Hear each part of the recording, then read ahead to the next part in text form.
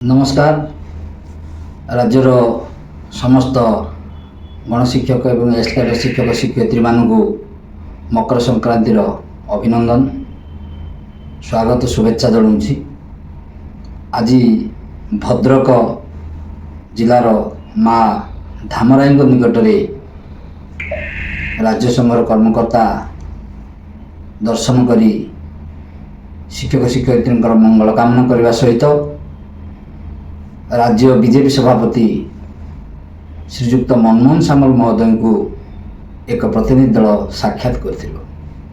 उक्त साक्षात आमर मुख्य समस्या केमिति समस्त शिक्षक शिक्षयित्री केडरभुक्त हो पारे ता उपरे राज्य सभापति को सहित आमर पुंखानुपुंख आलोचना होता एवं से दाबी उपरे से मध्य प्रतिश्रुति प्रदान करिसेंती जे एटा आपण मानकर बड़ समस्या रही आपको आम निश्चित रूपे आगामी दिन में कार्यकारी करने को प्रयास जारी रखू। तेणुक मु समस्त को अनुरोध करी सहयोग करंतु, संगठन को मजबूत करने को प्रयास जारी रखु। केवल आम मानकर गोटे समस्या केडरभुक्त हो पारे आमर सब समस्यार समाधान हो पार।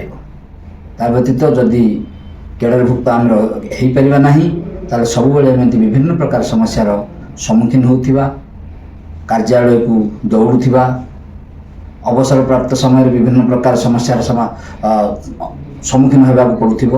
किसी शिक्षक शिक्षयित्री आमर अवसर नेले किंतु कौन प्रकार सुविधा सुजोग पाई पारना। आगामी दिन में आम अवसर नेवा। तेणु ए सबू को आखि आगर रखी आपण मैंने संगठन को मजबूत करंतु, संगठन को एकजुट करंतु।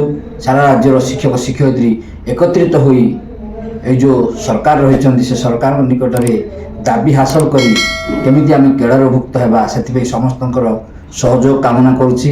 एवं राज्य सरकार को पुनर्बार अनुरोध करी जे आमर जो एक्सकेडर रूपक गोटे व्याधि लगी ताकू समाधान करी समस्त एक्सकेडर शिक्षकों को केडरभुक्त करने मो तरफ राज्य सरकार को माननीय मंत्री, माननीय मुख्यमंत्री एवं प्रशासनिक अधिकारी मानक संगठन तरफ अनुरोध करने सहित समस्त को पुनर्बार यह पवित्र मकर संक्रांतिर अभिनंदन जनाई रोची। नमस्कार। वंदे उत्कल जनम।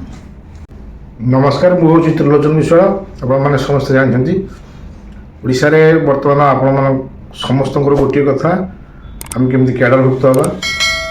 एस कैडर पर एक समस्या आमको घेरी रही जहाँफल आम प्राथमिक विद्यालय में दुईटी टीचर काम कर गोटे हूँ लेवल VA आ गोटे एस कैडर जहाँ आम मन भितर गोटे संतुलित चिंताधारा भितर आम चली पारना। तेणु एस कैडर उच्छेद पर आम समस्त प्रकार योग्यता थी आम एस कैडर उच्छेद हो पारना।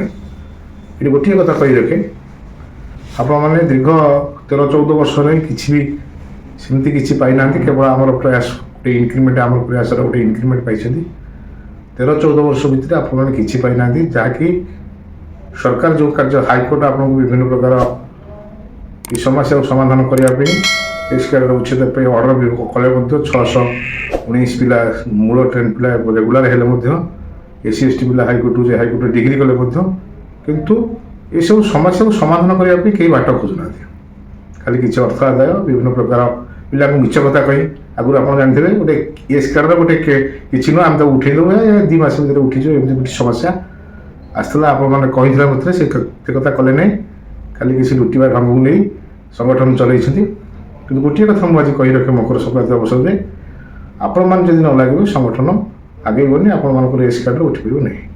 वर्तमान प्रशासन स्तर में जो प्रयास अच्छी जो मनोवृत्ति अच्छे आम मैंने समस्त एकाठी होगा पड़ो। आप गोटे कथा मुंड भर चिंताधारा नियंतु जे आम एस कैडर केमती उठे यही कथा समस्ते तल स्तर संगठन थ्रु तल स्तर समस्ते आमको सपोर्ट करूँ। आम प्रतिश्रुति दौर एस कैडर उठाई आम गोटे आंदोलन में आपने निश्चिंत भाव जापर आगु किसी वीडियो छाड़ी गोटे आंदोलन में एस कैडर आप उठेदेव। आम समस्ते मेन स्ट्रीम थी जा मूल शिक्षक जो रेगुलर पुलिस भितर को जा तेणु आम एस कैडर रही तेणु आपने हाथ गोटा टाण करूँ ଆମେ ଆପଣଙ୍କୁ ଅର୍ଥ ମାଗୁ ନାହିଁ, ଆମେ ଆପଣଙ୍କୁ ମାଗୁଛୁ କିଛି ମ୍ୟାନ୍ ପାୱାର ମାଗୁଛୁ, ଆପଣମାନଙ୍କର ଉପସ୍ଥିତି, ଆପଣମାନଙ୍କର ଆଶୀର୍ବାଦ। ଆମକୁ ଆଶୀର୍ବାଦ କରନ୍ତୁ, ଯେମିତି ଆମେ ଭବିଷ୍ୟତରେ ଆପଣମାନଙ୍କର ଏ ସ୍କାର୍ଡ ଉଠାଇବା ପାଇଁ ପ୍ରୟାସ ଜାରି ରଖୁଛୁ। ଆଜି ମକର ସଂକ୍ରାନ୍ତି ଅବସରରେ ମାନ୍ୟବର ବିଜେପିର ସଭାପତି ଶ୍ରୀଯୁକ୍ତ ମନମୋହନ ସାମଲଙ୍କୁ ମିଶିବା ପରେ ଆମ ମନ ଭିତରେ ଗୋଟେ ଉତ୍ସାହ ଆଗ୍ରହ ଭରିଯାଇଛି। ଏ ସ୍କାର୍ଡ ଉଠାଇବା ପାଇଁ ଗୋଟେ ପଥ ପରିଷ୍କାର ହେବାର ସମ୍ଭାବନା ଅଛି। ତ ଆପଣମାନେ ସମସ୍ତେ ଆମକୁ ଯଦି ସହଯୋଗ କରିବେ, ଆମେ ଏ ସ୍କାର୍ଡ ପରି ବ୍ୟାଧି, ଯେଉଁ ବୁଲୁବାବୁ କହୁଥିଲେ ବ୍ୟାଧି, ଏ ବ୍ୟାଧିକି ଆମେ ନିଶ୍ଚିତ ଭାବେ ବଟିକା ଦେଇ ଆମେ ଦୂର କରିପାରିବୁ। ଆପଣମାନଙ୍କର ସହଯୋଗ ଆଶୀର୍ବାଦ ଦରକାର। ଆପଣମାନେ ଯଦି ଏମିତି ମିଛ କଥାରେ ପଡ଼ି ସେ ଆମର ଯଦି ତାଙ୍କ କଥାରେ ଚାଲିବେ, ତାହେଲେ ନିଶ୍ଚିତ ଭାବେ ଆପଣମାନେ ହଇରାଣ ହେବେ।